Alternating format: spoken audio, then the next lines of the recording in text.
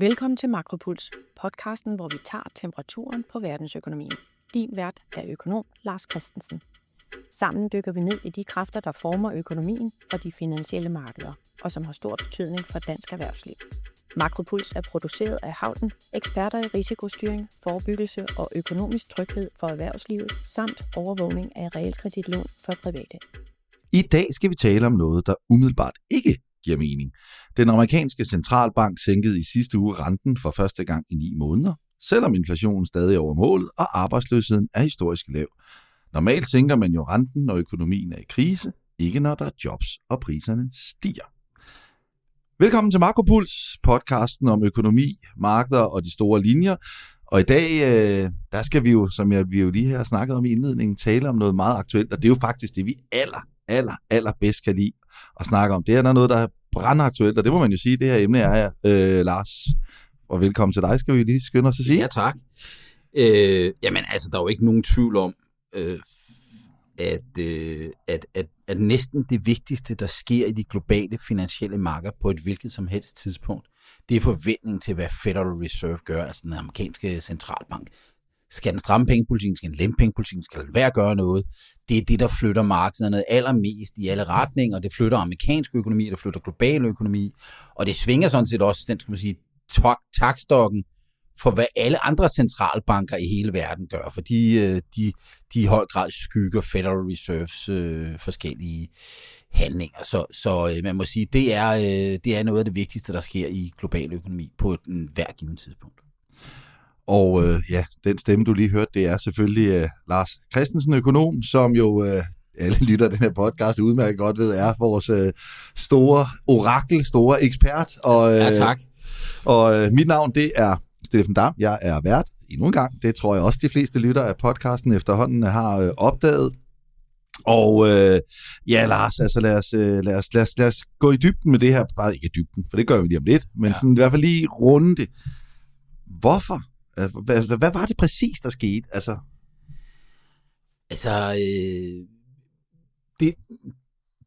Vi skal måske lige sådan skrue en lille smule tilbage i forhold til,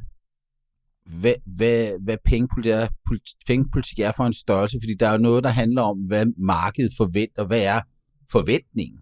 Og det var helt forventet, at den amerikanske centralbank ville sætte renten ned med 0,25 procentpoint, og det gjorde den så. Og derfor kan det også nogle gange, når man ser det, føles som sådan et lidt fæsende oplevelse. Nu har vi set frem til, at det her skulle ske, og så sker der stort set ikke noget i de finansielle markeder. Det var faktisk sådan, det var den her gang, når det så er sket. Det er fordi, at de finansielle markeder allerede, hvis jeg har priset det ind, altså har forventet det.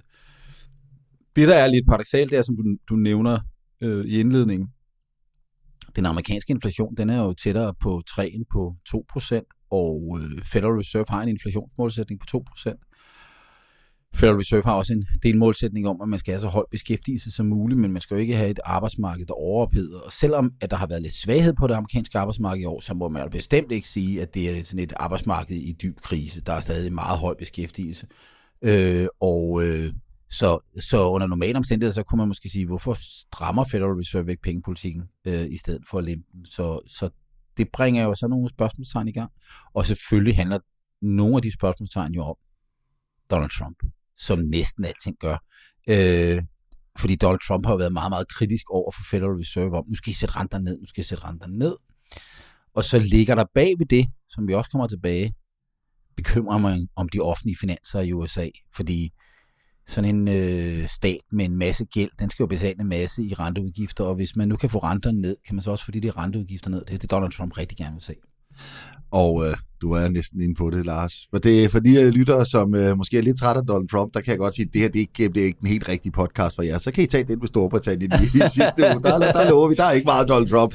Men noget helt andet er, at vi har jo noget, faktisk, jeg tror nok, det eneste, vi elsker mere, end at snakke om aktuelle emner, det er når der kommer gode lytterspørgsmål. Og dem har vi jo fået ikke bare 1, men hele 2 af den her gang. Jeg må sige, det er en fornøjelse, når der kommer en mail, som bliver videresendt fra vores samarbejdspartner Havden Danmark til os, fordi Havden modtager en række lytterspørgsmål, og når de popper ind i min brevsprække, så siger jeg, det er sgu godt det der.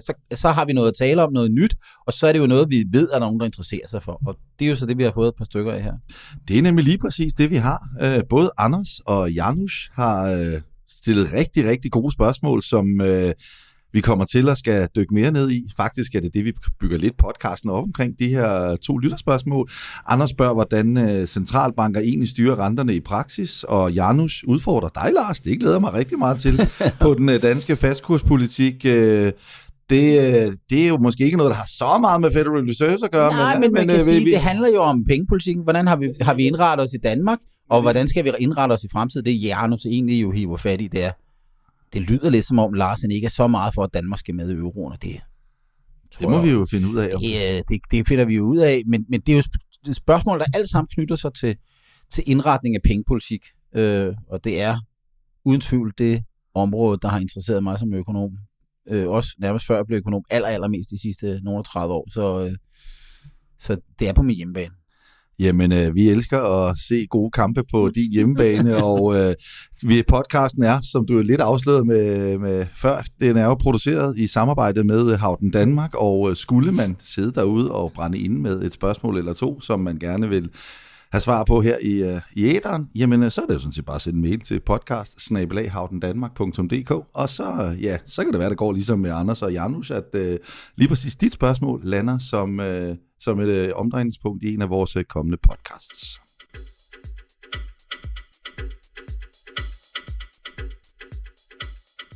Nå, vi skal jo kaste os ud i det her brandaktuelle emne med Federal Reserve, som jo altså har sænket renten, og hvorfor?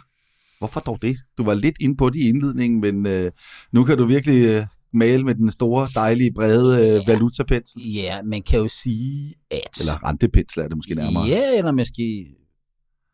Ikke med rentepenslen, men det kan vi jo også lige komme tilbage til. Men det pengepolitik jo i høj grad handler om, det er jo også forventningsdannelsen og styreforventningsdannelsen.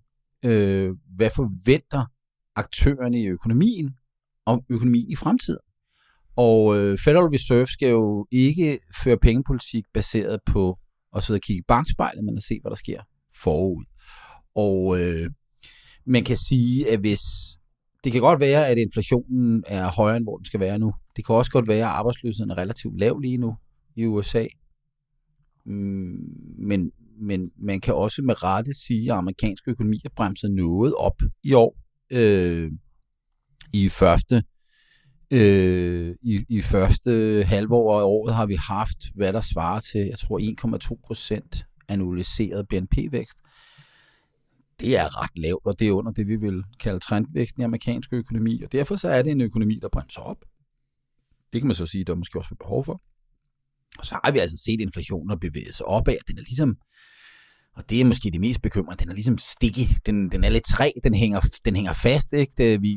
Vi efter de meget kraftige finans- og pengepolitiske lempelser i 2020-2021 i USA, hvor man kan for eksempel sige, at pengemængden M2 voksede med 40% i den periode, historisk meget, så fik vi jo altså næsten 10% inflation i USA. Så begyndte man i løbet af 2022 at stramme op og suge likviditet ud af økonomien og sætte renterne op, og så kom inflationen ned. Så er den altså ligesom sat sig fast omkring snart 3-2%. Det bliver jo et problem på et eller andet tidspunkt, når alle begynder at forvente, at det er sådan set det, som Federal Reserve egentlig skyder efter. Det er 3 og ikke 2. Og det skal for Federal Reserve forholde sig til. Det er behendigt ignorerer Fed lige nu. Og betoner det her, den her risiko i forhold til det. Og Jerome Powell, Federal Reserve-chefen, betegner det også nærmest som sådan en forsikringsnedsættelse af renten. Vi har nogle risici, og de er primært på nedsiden, der kan gå noget galt. Og noget af det, der jo går galt, det er jo selvfølgelig, at Donald Trump han har sat toldsatserne op, og der er også skabt utrolig meget usikkerhed omkring amerikansk økonomi. Og måske vi bedre skal være på forhånd og få lempet, inden det allerede går galt. Man må så sige, at man er måske meget på forhånd, for så store tegn er der altså heller ikke på, at det bremser kraftigt op. Jeg er personligt nok relativt bekymret for en opbremsning, men det er de finansielle markeder, for eksempel ikke amerikanske aktiemarkeder er tæt på de højeste niveauer nogensinde, Og der er ikke ret meget finansiel uro, så man må sådan set sige, trods alt det der støj, der er, så hvis det jo bare var makronøgletallene, vi kigger på, så har jeg lidt svært ved at se begrunde den der rentenedsættelse. Der er så det problem, kan man sige, at hvis man nu har fået signaleret til markedet, at man vil sætte renten ned, og det er priset ind, og man så ikke gør det, så sker der jo faktisk det modsatte. Så vil en uændret rente være en pengepolitisk stramning. Så nu havde Federal Reserve fået signaleret det her, og nu blev de bare nødt til at levere. Så det kan jeg sådan set godt forstå. Så det billede, og så er der den lille ting der, og det kommer vi også tilbage til, ligger bagved, og som nogle kommentatorer, inklusive mig selv, har sagt, har det her i virkeligheden at gøre med, at den forsikring, som Powell han taler om, det er ikke en forsikring om lavere vækst, men det er en forsikring om, at nu skal vi helst ikke holde renten så høj, at vi gør de finanspolitiske problemer endnu større for den amerikanske føderale regering, fordi deres renteudgifter vil være højere, så vil de finanspolitiske problemer blive endnu større. Så er det i virkeligheden de første tegn på, at vi ser, at Federal Reserve begynder at holde hånd under den amerikanske regerings finanser. Og nu er den jo blevet sænket med de her 0,25 procentpoint, men som jeg forstår det i hvert fald, så var det jo ikke sådan måske det alle gerne ville have. Der var jo Stephen Miron ville jo gerne have endnu, og meget bekendte Tomsmand, han ville jo gerne have sænket den med 0,5 procentpoint. Hvad den her uenighed, hvad betyder det? Ja, så Stephen Moran, som han hedder, sidder jeg ret om min medvært her. Moran, ja. Stephen Moran, som jo har jo egentlig en meget, meget speciel baggrund. Han kommer ikke ind fra Fed-systemet. Han er blevet udpeget af Donald Trump. Der var en ledig post, der hedder FOMC, altså som er Federal Open Market Committee, som er Federal Reserves ledende organ. Det er dem, der træffer den konkrete beslutning om pengepolitikken. Og det er normalt, at præsidenten kan udpege, når der er den ledige post, så udpeger man den her person. Stephen Moran da han blev udpeget, var han økonomisk rådgiver for Donald Trump. Så man må sige, at han kommer ind, og han har været en meget vokal, hvis det hedder det på dansk, en, der har haft meget stærke holdninger om, at Federal Reserve sagtens kunne sætte renterne yderligere ned. Så da Trump udpegede ham, så vidste han godt, at han fik en, der kom ind og gik ind for lavere renter. Og han stemte jo altså ikke for et kvart procentpoint nedsættelse, men derimod for en halv procentpoint nedsættelse af den pengepolitiske rente. Og hvis der var noget overraskende, det var faktisk, at han ikke krævede endnu mere. Det, der var måske også var lidt overraskende, det var, at to af de medlemmer af Federal Reserve, som man egentlig forventede var det, vi kalder duer, altså tilhængere af en lempeligere pengepolitik, lavere renter, de stemte faktisk med flertallet. Så der var kun Stephen Moran, der ønskede det her. Så mange tolkede det faktisk som om, at Federal Reserve relativt til forventning faktisk ikke nødvendigvis var hoppet helt over den der båd endnu, at renterne bare skal ned. Og så kan vi jo ligesom ikke vente længere med ham, Donald Trump. Ja. Hvad siger han til det hele? Han har været forbavsende tavs, må jeg sige, om det her, men han har travlt med mange andre ting. Han har jo været han har været over at besøge kong Charles i London, og så han har ikke brugt meget tid på at kommentere på det her. Det er sådan, jeg ved ikke, om det er bemærkelsesværdigt. Han har jo ikke sådan løbet sejrsgang, og det har han jo, men det er jo ret klart, han får jo, hvad han vil have. Altså, han har jo presset på for, jeg vil have renterne ned, og kaldt Jerome Powell diverse skældsord, ikke? Og har sagt, han har fyret Lisa Cook, som er Federal Reserve-guvernør, og det er hun så altså ikke blevet, fordi han har ingen ret til at fyre hende legalt, men han har sagt, han har fyret hende, og der er så en pågående retssag omkring det spørgsmål. Han har jo lagt enormt politisk, skal vi faktisk sige, et uset politisk pres, i hvert fald i nyere tid. Og det er præcis den, der vil jeg gerne holde fast i, fordi i hvor høj grad er det her noget Fed har gjort af egen fri vilje, eller i hvor høj grad er det her noget, som Jerome Powell og company har gjort, fordi at de frygter for deres job, og fordi at han rent faktisk lykkes med det her politiske pres? Jeg tror ikke, at under normale omstændigheder, at den rente var blevet sat ned, havde det ikke været for det politiske pres. Det må jeg sige. Jeg vil også sige, at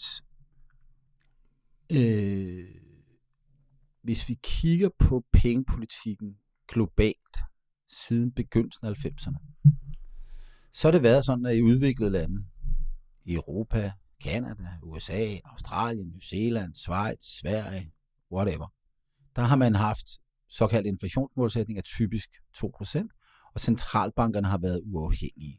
Og grunden til, at man har uafhængige centralbanker, der sætter en pengepolitik, der rammer den her 2% inflationsmålsætning, det er jo for, at der ikke skal ske det, at finansministeren sidder og tænker, jeg mangler nogle penge i kassen, kan jeg ikke ringe over til Nationalbanken eller centralbanken og lige få dem til at trykke nogle kroner eller nogle dollar, eller hvad det er, du kan trykke derovre i centralbanken. Og derfor så har det jo ligesom været en af grundene til, at vi fik besejret den inflation, der var i 70'erne og ind i 80'erne globalt. Det var, at man fik uafhængige centralbanker med inflationsmålsætninger. Og det gik i løbet af 90'erne rigtig godt og ind i 0'erne. Og så ramte vi jo 2008 og en global krise. Og der var gode argumenter for at lempe pengepolitikken, og der lempe pengepolitikken rigtig, rigtig meget. Det var det rigtige at gøre. Men der begyndte jo også at opstå, for eksempel i Europa, finanspolitiske problemer. Og der opstår diskussionerne, skal vi hjælpe Italien, hvis det er fordi, de ikke har opført sig ordentligt? Skal vi så låne dem nogle penge? Skal ECB trykke nogle penge og sende dem til Italien? Der starter en politisering. Der begynder nogle af de der grænser at flytte til allerede 2008. Og for USA's vedkommende, der er det efter min mening meget, meget klart, at Jerome Powell allerede har demonstreret, at han kan presses. Og det starter i 2020, da vi får coronachokken. Hvem var det, der var præsident i 2020? Det var Donald Trump. Donald Trump, han får den geniale idé, at alle amerikanere, de skal have en check. Det kunne da sådan set på det tidspunkt være gode argumenter for at lempe finans- og pengepolitikken. Men det var en ret stor check, amerikanerne fik. Donald Trump skrev sit navn på, og så røg den ud til alle amerikanerne.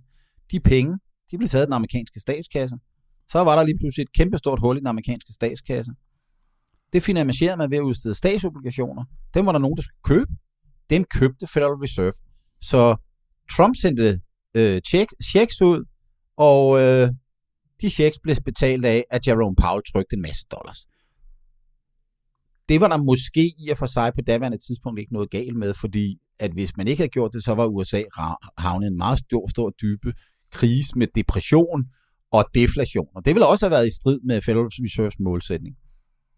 Hvad der så sker i 2021 er, at der må man sige, der er amerikansk økonomi vender ret hurtigt tilbage, og der bliver Biden præsident. Og der sker noget interessant der, fordi i stedet for at få rettet op på de offentlige finanser, så siger Biden, men jeg synes også, det er sjovt at sende checks ud til folk, og han går i gang med nogle store finanspolitiske lempelser. Og hvad gør Powell? Han sidder egentlig og ser på en økonomi, hvor arbejdsløsheden går fra 15% i forsommeren 2020, og er altså nærmest nede i under 6% allerede ved indgangen af 2021. Der går det sådan set rigtig hurtigt i amerikansk økonomi. Og hvis man bare sad og kigger på tallene der, så skulle han allerede være begyndt at tænke på at sætte renterne op. I stedet for, så siger han, men de her inflationsstigninger, de er midlertidige. Han benytter begrebet transitory. Så sidder man jo og kigger, altså det er fordi, han i virkeligheden lader sig presse af Biden-administrationen. Og det er svært at sige, at det egentlig er andet, han gør. Fordi på det her tidspunkt, der skulle finanspolitikken og pengepolitikken normaliseres. Men det bliver den ikke. Og det er så der, vi ender med at få 10% inflation, eller næsten 10% inflation, i løbet af 2021. Og så begynder han først i 2022 at stramme pengepolitikken. Og der kan man jo sige, han har både ladet sig presse under Trump, han har ladet sig presse under Biden, og har ført alt for lempelig pengepolitik. Og ja, han begynder at stramme pengepolitikken. Det ser sådan set ud, som om han lander, kan vi sige, amerikansk økonomi, uden det går galt. Han lander den jo altså ikke med 2% inflation, med 3% inflation. Han havde faktisk sidste år, da Biden var præsident, der har han faktisk rentenedsættelser. Og så der var nok nogle tegn derpå, at amerikansk økonomi blev sværere relativt hurtigt, sat amerikanske arbejdsmarked. Men man må sige, var han også presset der. Det var han måske. Og derfor så har han jo demonstreret over for de amerikanske politikere, at han kan skubbes. Og det tror jeg, det er sket nu. Men jeg tror samtidig også, at han sidder dybt bekymret for, hvordan de offentlige finanser har det i USA. Og det er ligesom det der, det er måske det der i virkeligheden, at det handler om, det er. Han vil ikke være skyld i at udløse en finanspolitisk krise, som så inden for et år eller to tvinger ham til at trykke penge i stort omfang på en situation, hvor inflationen for eksempel er 5%.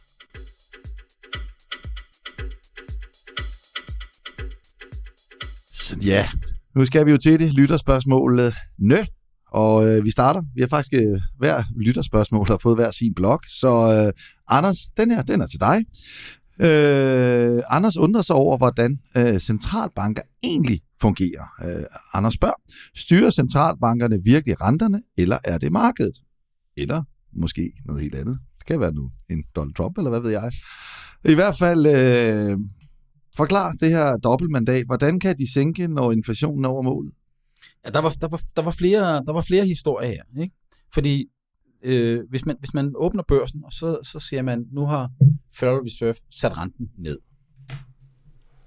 Det lyder så som Federal Reserve har et joystick, de bare kan hive renten op og ned.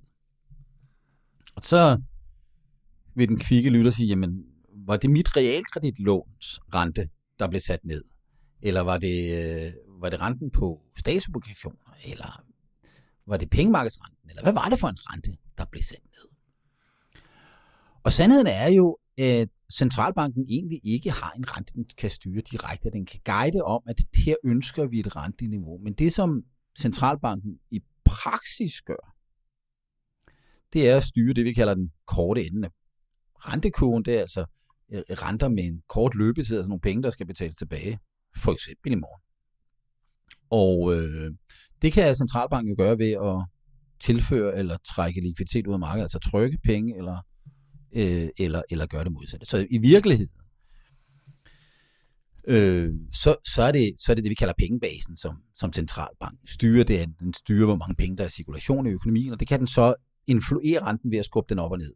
Når den så grunden til, at renten så alligevel ligger fast, de der pengepolitiske renter, er jo, at den der forventningsdansen er med den. Men kan man tænke sig en situation, hvor centralbanken kan både styre renten og inflation og arbejdsløsheden og sikre, at renteudgifterne for den amerikanske stat ikke er for høje? Så må man sige, det kan man ikke.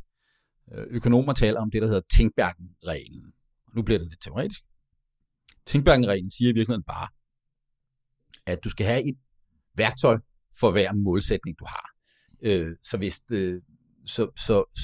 hvis du har en hammer, så kan du kun bruge den til at slå et søm i væggen. Du kan ikke slå, med en hammer kan du ikke slå 2 søm i væggen på samme tid, i hvert fald, medmindre de sidder lige op ad hinanden, ikke? Men du kan ikke både styre renten og inflationen og arbejdsløsheden. Og skal man sige, det er jo så lidt sjovt med Federal Reserve, fordi Federal Reserve har det, de kalder dual mandate. De skal sikre price stability, står der i Federal Reserve-loven, og så står der maximum level of employment, så høj beskæftigelse som muligt. Og så står der faktisk også, og det er sjovt, man taler med dual mandate, for der er faktisk 3 målsætninger. Det sidste er en stabil rente.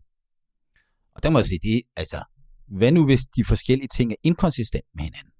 Det var det, vi oplevede i 70'erne, hvor arbejdsløsheden steg samtidig med inflationen steg. Og Federal Reserve og andre centralbanker rundt omkring i verden prøver at lempe pengepolitikken for at få arbejdsløsheden ned, men den faldt bare ikke ned, fordi arbejdsløsheden steg af strukturelle årsager, og så fik man bare endnu mere inflation. Og det har Federal Reserve så jo i praksis set bort fra. Nu siger de, vi starter med inflationsmålsætninger, og når vi er den på plads, så kan vi gøre det andet. Så kan vi kigge på arbejdsløsheden. Så det er ligesom inflationen, der har fået forrang. Er det markedet, der bestemmer renterne, eller er det centralbanken? Lad os prøve at tænke på et eksempel. Lad os sige, at vi har en centralbank, der har en inflationsmålsætning på 2%. Den kan vi jo gå ud og observere i de direkte inflationstal måned for måned, men vi kan også gå ud og observere, hvad forventningen til inflationen er. Og det kan vi gå ud og kigge i obligationsmarkedet. Fordi der er jo en rente for en længere løbetid. Og der er faktisk også det, der hedder TIPS i USA, som er inflationsindekseret obligationer. Så har vi altså en rente med og uden inflationskorrektion. Og forskellen mellem de to renter, det er inflationsforventningen. Så hvis centralbanken nu kan se, at om 2 år, så forventer markedet, at inflationen den er 3%, og man har en 2% inflationsmålsætning, så siger man, nu må vi hellere gå ud og stramme pengepolitikken, så vi kan få inflationsforventningerne ned på det niveau, som vi har. Hvis så markedet forventer, at renten er uændret, så skal man jo højere op end det. Men vi kunne også forestille os det modsatte. Vi kunne forestille os, at inflationsforventningen ligger fast på 2%, men at markedet har priset ind, at renten så skal op med, lad os sige, 0,5 procentpoint. Hvis de så ikke leverer den halve procentpoint, så er de jo faktisk lempet, og så vil man typisk se, at inflationsforventningerne stiger. Så moderne centralbanker har i de sidste 30 år brugt markedets forventninger til at føre pengepolitikken. Og derfor kan man sige, at hvis man har en troværdig målsætning, så fortæller markedet egentlig, hvad man skal gøre. Og det er jo sådan lidt der, hvor det er hønen og ægget. Og det er derfor, at centralbanker går så utrolig meget op i troværdighed. Det er den her centralbankchef, der møder op i jakkesættet og er lidt tør og siger nogle ting og læser op af papir og refererer. Og det er også meget sådan, ofte sådan ritualer. Det er det, når Federal Reserve eller ECB udsender sådan en pressemeddelelse i forbindelse med en rentebeslutning, så hver måned, så er det nærmest helt ens. Så er der lige 2 linjer, der ændrer, og det er så lige der signalet er. Og det handler om at sige nogle signaler til det finansielle marked, så forventningsstanden lige kan tvistes på den måde, man vil. Så det en ting er renteforholdet, men andet er lige så meget det, vi kalder forward guidance, altså hvordan fortæller vi markedet og øvrige aktører i økonomien, at vi mener det seriøst. Og der er jo så det problem, kan man sige, at hvis man nu bliver ved med at sige, at man har 2% inflationsmålsætning, men i 5 år har haft en inflation, der er højere end 2%, er det så ens målsætning? Og det er jo det, der efter min mening er begyndt at blive Federal Reserves problem, at det faktisk er 5 år siden, at vi har haft en inflation på 2% i USA. Og en ting, som måske alle dem, der sidder, i hvert fald dem, der har en bolig, sidder og er lidt nysgerrige på, hvorfor reagerer boliglån ikke, når Federal Reserve sænker renten? Jamen altså, det gør de også nogle gange. Har de så gjort det den her gang? Nej. Og det faktisk er sådan, at hvis vi kigger på de amerikanske realkreditlån, eller realkreditobligationsrenter, så er de 30-årige amerikanske realkreditobligationsrenter faktisk steget i dagene umiddelbart efter rentenedsættelsen. Og så kan man jo sige, hvad i alverden sker der? Og det er jo for det første fordi, at Federal Reserve gjorde jo bare det, der var forventet. Så lad os nu sige, at vi kigger på en 30-årig horisont. Og det er jo, en 30-årig horisont kan vi jo dele op i 12 gange 30 måneder. Og så kan man sige, dagen før rentenedsættelsen vidste vi, at Federal Reserve ville sætte renten ned med 0,25 procentpoint. Og så satte de det ned med så der var ikke nogen ændring i forventningen der. Så det skal jo sådan set heller ikke ændre noget som helst ved de lange obligationsrenter. Så der var sådan set ikke noget, der skete der. Det vi jo så har til gengæld har set, det er over de sidste 1,5-2 måneder, har renterne været faldende. Også på danske realkreditobligationer og på amerikanske statsobligationsrenter. Og det har været drevet af en forventning om, at Federal Reserve vil gå i gang med at sætte renterne ned. Så, men igen, man kan godt sidde sådan, at de har jo lige sat renten ned. Hvorfor slipper jeg ikke billigere i dag? Det gør du ikke, fordi det var allerede forventet. Så det var allerede afspejlet i realkreditlån. Og så skal man selvfølgelig sige, at der er en historie om, at det her, du låner ikke i dollars, du låner i danske kroner, som er bundet til euroen, så det er jo europæisk pengepolitik og amerikansk pengepolitik, der har højere grad af indflydelse på det. Anders, vi håber, du blev rigtig meget klogere på Lars' gyldne ord. Jeg vil sige, det her er jo et af mine absolut favoritemner at tale om sammenhængen mellem det finansielle marked og pengepolitik, og hvordan det hænger sammen, og hvad regler betyder for det her. Og det er meget langhåret, og det er også udfordrende. Og jeg vil sige det sådan, det der med min favoritøkonom, Milton Friedman, han talte om pengepolitik. Det var sådan en Japanese garden. Det er sådan noget meget, meget fint, meget, meget kompliceret.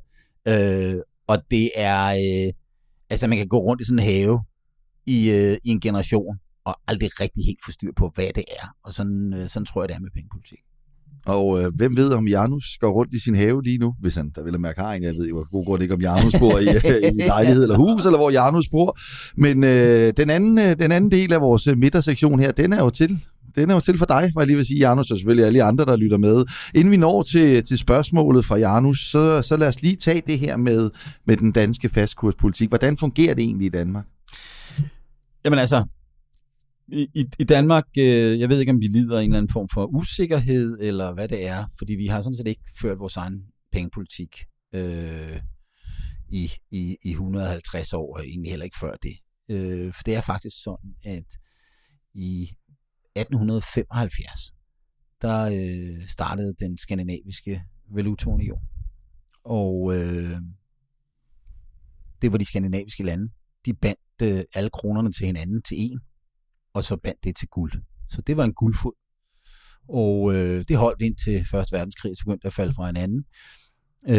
Og så var der 2 år, 1931-1932, hvor den danske krone sådan flød frit, ligesom euroen gør, eller den svenske krone gør. Ikke helt frit, men så frit, som den nogensinde har gjort det.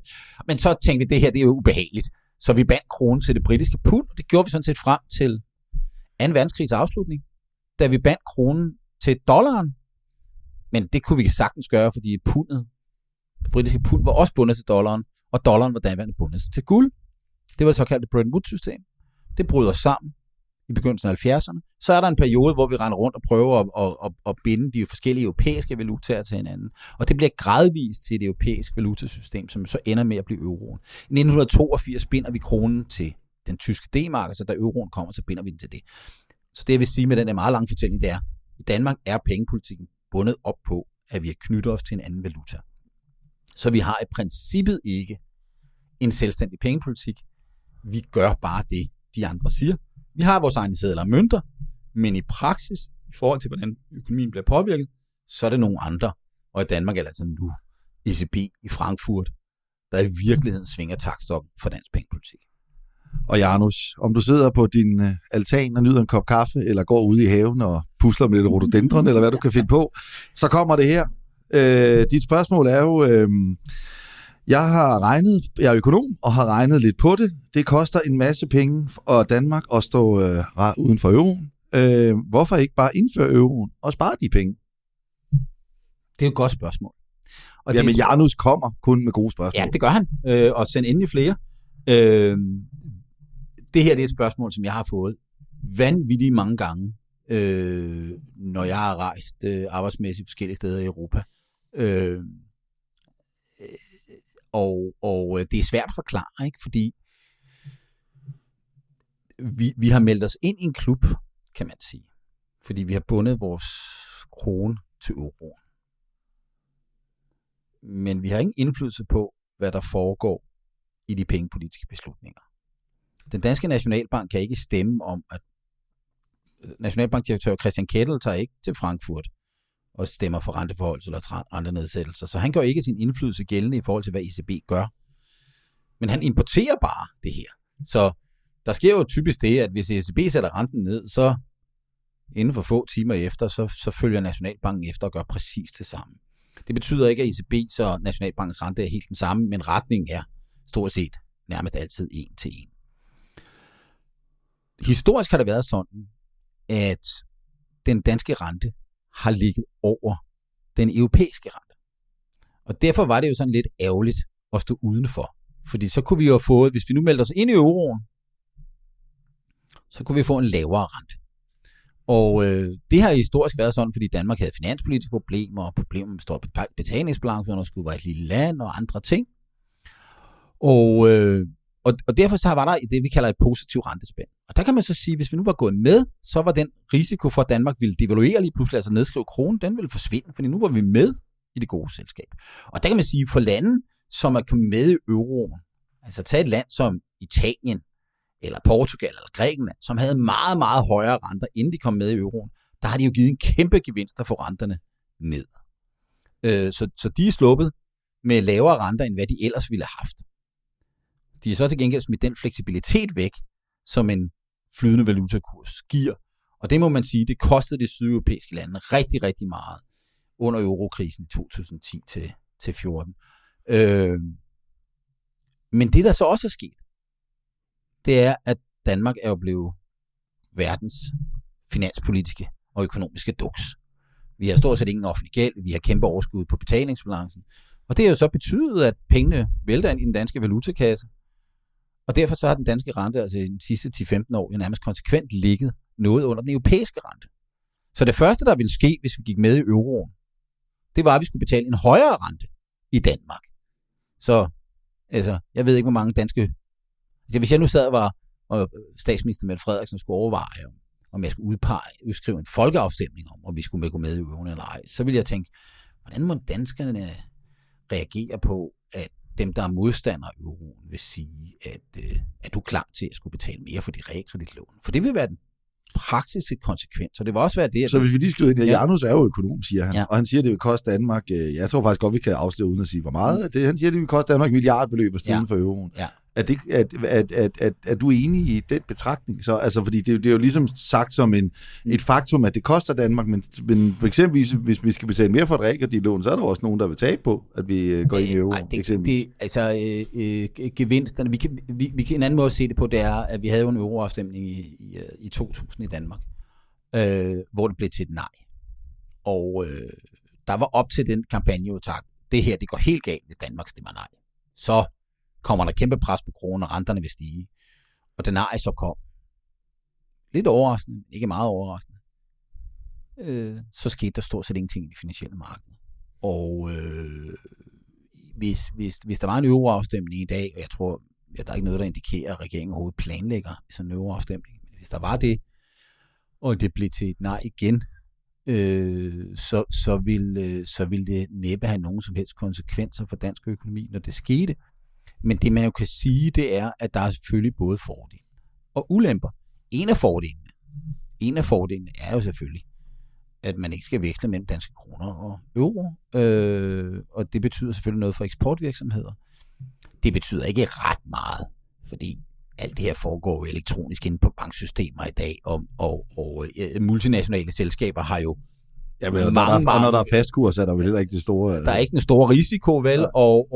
Og derfor så må man sige, det handler ikke så meget om det. Og hvis man nu kigger på nogle af de lande, som har været meget ivrige efter at komme med i euroen, er jo typisk de centrale og østeuropæiske lande. Det har været for eksempel de baltiske lande. Jeg har rejst rigtig meget Baltikum.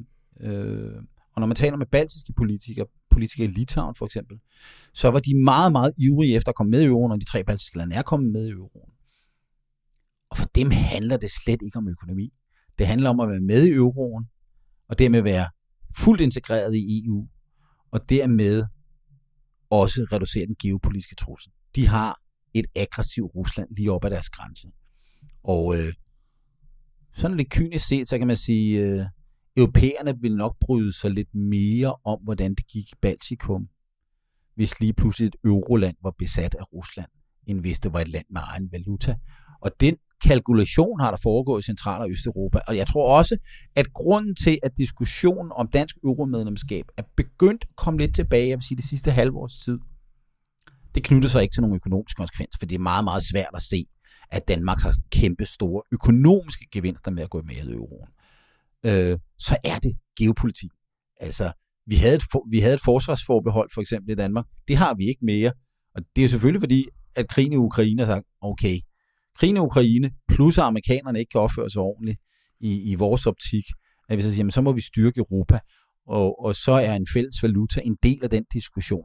Så det et eller andet sted, så bliver økonomerne måske sat lidt ude på sidelinjen i den her diskussion, for det handler ikke ret meget om økonomi, det handler rigtig, rigtig meget om geopolitik. Så bare sådan lige for skydning, du er ikke helt enig med Janus i, at det koster mange milliarder for Danmark? Nej, altså, lad os nu sige, at det kostede 4-5 milliarder. Ja. Lad os nu sige, at det kostede 5 milliarder kroner. Så er det jo en forsvindende lille del af det danske bruttonationalprodukt. Så så det er jo i sig selv ikke særlig interessant. Men lad os nu sige, at det var 5 milliarder kroner, vi skulle have for at have en mulighed for at hoppe ud af fastkurspolitik. Fordi normalt har det været sådan, at vi har haft fastkurspolitikken, fordi vi ikke rigtig, i 70'erne kunne vi ikke rigtig finde ud af, hvad vi gjorde, og vi devaluerede hele tiden over for de andre europæiske valutaer. Og så sagde Schlüter-regeringen i 1982, nu binder vi os til D-marken, og det gjorde vi, fordi vi ingen troværdighed selv havde. Men hvis man nu binder sig ikke til den tyske D-mark, men binder os til en euro med lande som Italien og Grækenland og Spanien, Frankrig, der har kæmpe finanspolitiske problemer. Lad os nu sige, at det vi taler om før, at problemerne i USA håber sig så meget op, at presset på Federal Reserve stiger, og inflationen den kører op, fordi inflationsforventningen kører op, og Federal Reserve gør ikke noget ved det, fordi de tør ikke gøre noget ved det, fordi så springer de offentlige finanser i luften, og lige pludselig har vi 5% inflation i USA. Og vi samtidig sidder i Europa og ser, at de renter kører op af. De amerikanske renter vil begynde at presse de europæiske renter op, og euroen vil givetvis blive styrket noget i den periode, men vi vil importere noget af den amerikanske inflation. Og så begynder de der statsfinanspolitiske bekymringer at brede sig til Frankrig, til Italien, til Grækenland, til Spanien. Så begynder inflationen at køre op af Europa. Skal vi så i Danmark bare se på, når inflationen rammer 3, 4, 5, 8%? Er det så stadig en god idé at have kronen bundet til euro? Der kommer et eller andet tidspunkt, hvor der er gode argumenter for at sige, så må vi opgive. På samme måde, lad os nu sige, der kommer det økonomer kalder et asymmetrisk chok. Der er et eller andet, der rammer Danmark, som ikke rammer nogen som helst andre. Det kunne være sygdom, det kunne være en naturkatastrofe, det kunne være en stor virksomhed, vi kan selv gætte på hvilken, som lige pludselig får nogle meget dårlige økonomiske resultater, som presser dansk økonomi helt ned i kuldekælderen, og måske skaber deflationært pres i Danmark. Så vil det måske være en fordel at kunne devaluere. Historisk har det været sådan, at vi har nydt godt af at have kronen bundet til euroen, så har vi ikke kunne gøre noget ved vores troværdighed. Men nu er vores binding så troværdig, at vi betaler ikke nogen pris for det. Vi faktisk har lavere renter end eurozonen. Men vi har altså den mulighed, at hvis euroen udvikler sig dårligt, så kan vi så at sige hoppe fra. Og det mener jeg personligt er en fordel. Vi behøver ikke opgive fastkurspolitikken, men vi har altså den her klausul om, at hvis de dernede ikke begynder at opføre sig ordentligt, holder op med at opføre sig ordentligt, så kan vi stå af tog. Så det synes jeg er et væsentligt element.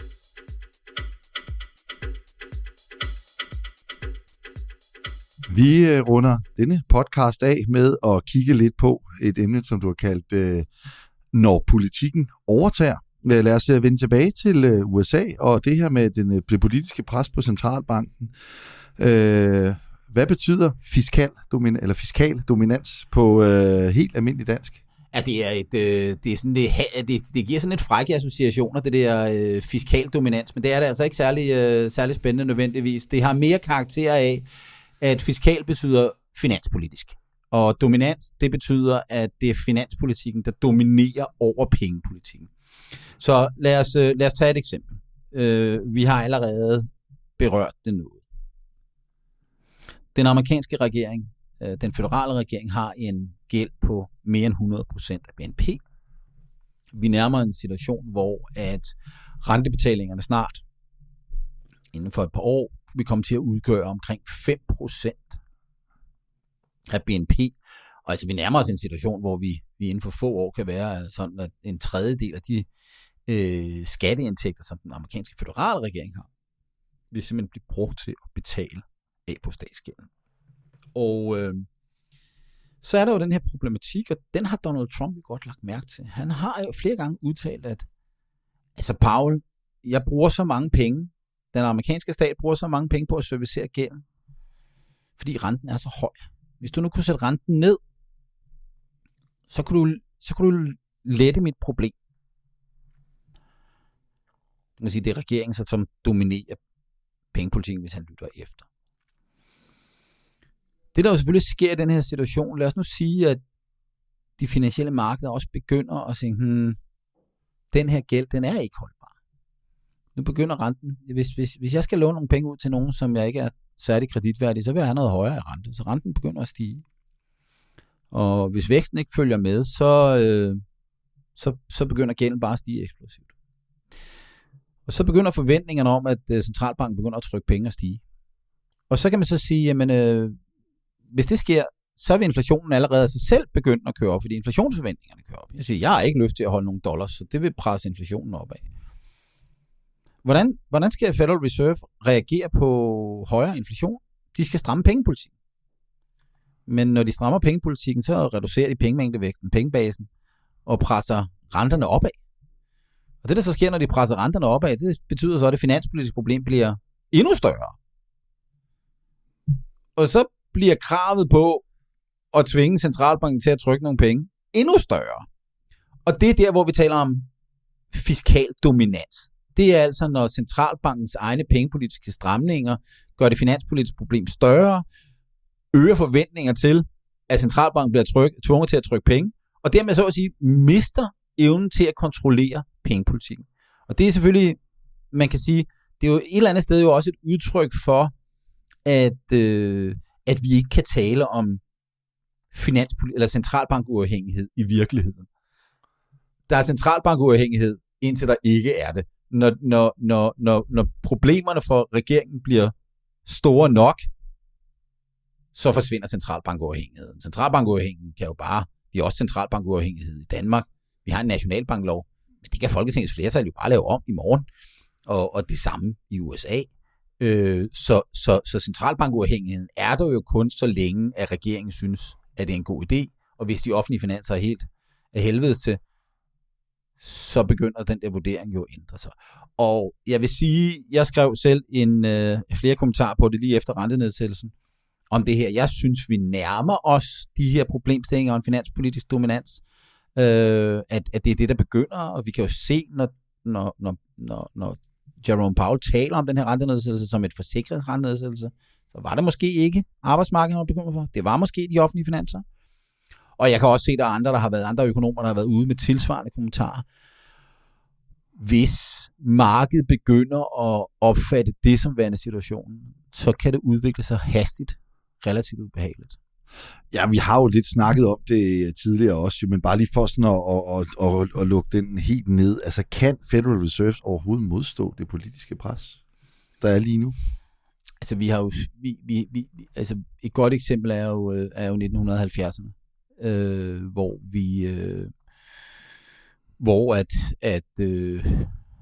meget legendariske præsident Nixon, han hiver Federal Reserve-chef Arthur Burns ind i The Oval Office og fortæller ham helt utvetydigt, at you have to increase the money supply, fordi jeg skal altså genvælges. Og det er det, han nærmest ordret siger. Nu havde Nixon jo det, som måske er lidt dumt, når man gør noget, man ikke må. Han havde jo hemmelige båndoptagelser inde i The Oval Office, hvor han optog alle sine møder. Så de her ting, de eksisterer faktisk på bånd, og der er Arthur Burns har udgivet Arthur Burns dagbøger, også fra de her møder er udgivet. Så det er det første eksempel. Og det, der faktisk sker i begyndelsen af 70'erne, det er jo, at Arthur Burns, den daværende Federal Reserve-chef, han simpelthen lader sig presse. Inflationen er høj og stigende, og alligevel så lemper han pengepolitikken. Det han får til gengæld, det er, at Nixon så til gengæld gør noget, han havde sagt, han aldrig ville gøre, nemlig indføre pris- og lønkontrol. Og det går jo ret galt med inflationen i 70'erne, så der har vi en totale politisering. Da Carter så bliver præsident i slutningen af 70'erne, Jimmy Carter, så fyrer han faktisk, eller han fyrer ikke, han genudpeger ikke Arthur Burns, men udpeger i stedet for en forretningsmand, Miller, som ingen pengepolitisk indsigt har. Er ikke økonom, han ved ikke noget om det, men han er bare forretningsmand, der godt vil have højere vækst, og ikke er særlig optaget af inflation. Og lige så snart han bliver udpeget, så ser man faktisk, at inflationen begynder at stikke af, inden han overhovedet når at lempe pengepolitikken. Så det her med, at pengepolitikken kan blive politiseret, det har vi jo masser af eksempler på. Et nutidigt eksempel er Tyrkiet. Men lad os tage USA, ja. og altså kan Federal, altså for at gentage den, kan Federal, altså det nuværende politiske pres, altså kan de modstå det? Altså er det de beslutninger, Powell kommer til at træffe fremadrettet, er det ud fra hans egen, eller den økonomiske overbevisning, eller er det ud fra den politiske overbevisning? Jamen lad os vende tilbage til den podcast, vi havde for 14 dage siden, nemlig om Storbritannien, hvor vi vil tale om meget tilsvarende problemer. Briterne har meget tilsvarende offentlige finansproblemer.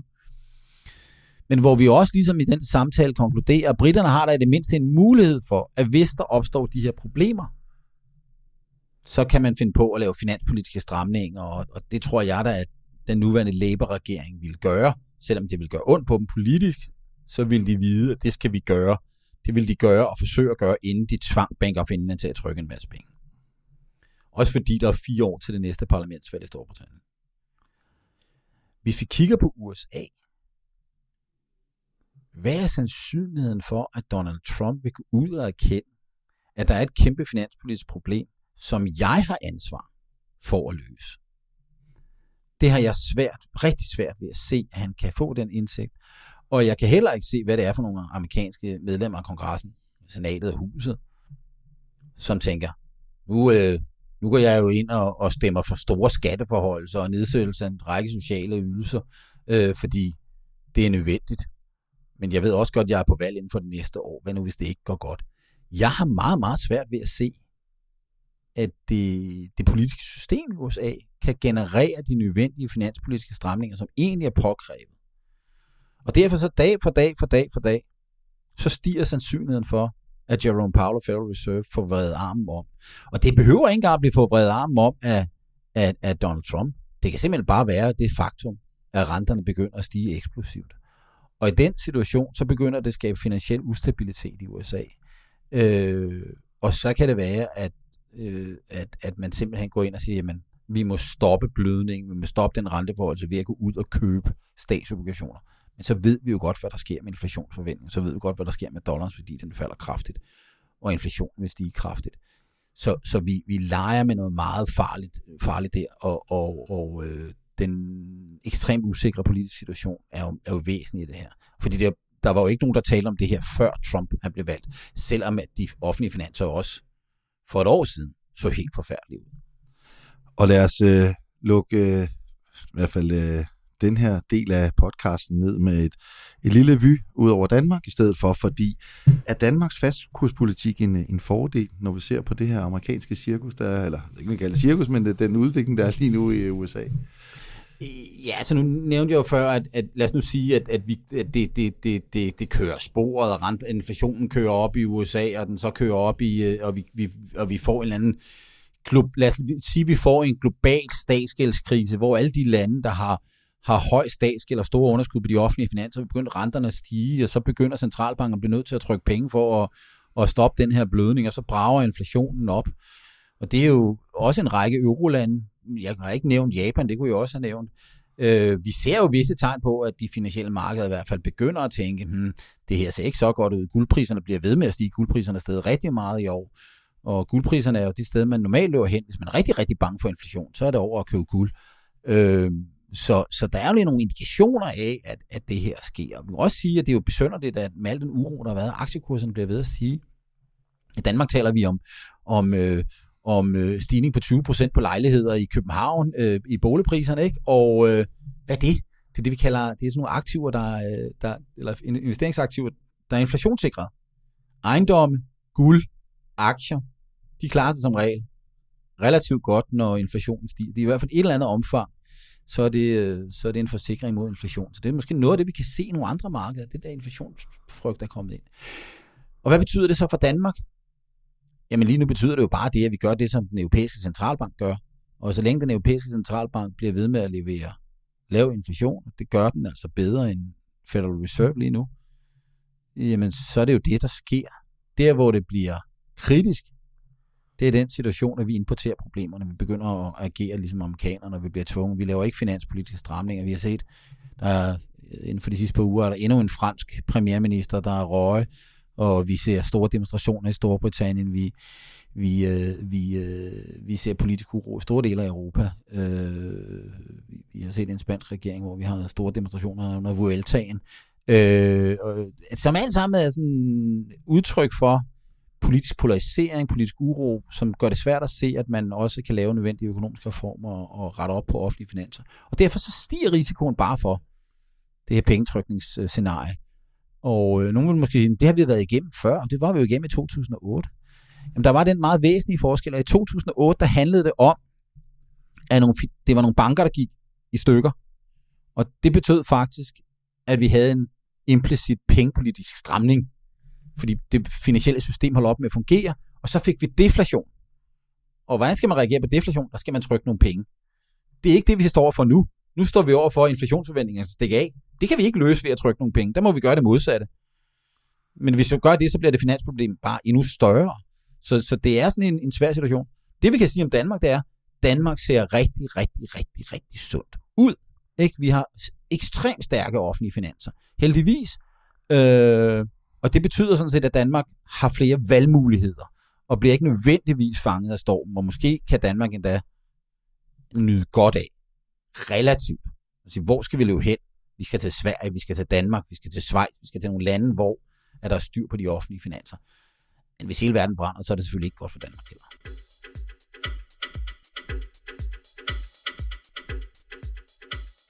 Kort sagt, Fed sænkede som ventet, men det er paradoksalt, når inflationen er for høj, og arbejdsløsheden lav. Fed kalder det risikostyring, kritikerne kalder det politisk pres. Tiden vil vise, hvem der har ret. Lars, endnu en gang en fornøjelse at have været i selskab med dig og blive klogere på en rigtig mange spændende ting. Ja, og det var godt, at vi kunne svare på 2 lytterspørgsmål. Jeg tror, der er kommet måske flere spørgsmål til, og det skal vi jo så. Synes vi skal opmuntre lytteren til at blive ved med at sende spørgsmål ind. Jeg synes i hvert fald, at det er skønt, og ikke være dikteret nødvendigvis, hvad der sker ude i verden, men også over, hvad lytterne de går og tænker over. Jamen, vi gentager det gerne. Vi vil rigtig, rigtig gerne være dikteret af, hvad I derude går og tænker på, fordi det er jo faktisk jer, podcasten er til for. Det skal vi jo sige. Det er Anders, det er Janus, og det er alle andre, der lytter til. Så gå nu ind på podcast@havdendanmark.dk, eller ikke gå ind på. Skriv det i jeres afsender, eller modtagermail, eller hvad det hedder. Få fyret nogle mails afsted. Vi vil sindssygt gerne have rigtig mange gode spørgsmål fra jer. Send dem, og så kan det være, at det er jer, der får jeres spørgsmål besvaret i den næste udgave af Makropuls. Vi høres ved om 14 dage. Endnu en gang skal jeg huske at sige, at podcasten er produceret i samarbejde med Havden Danmark. Mit navn er Steffen Dam, og tak fordi I lyttede med. Du har lyttet til Makropuls med økonom Lars Christensen. Podcasten er produceret af Havden, Danmarks største uvildige rådgivningshus, der hjælper virksomheder med forsikring, pension, forebyggelse, skaderådgivning og overvågning af realkreditlån. Tak fordi du lyttede med. Vi høres ved næste gang.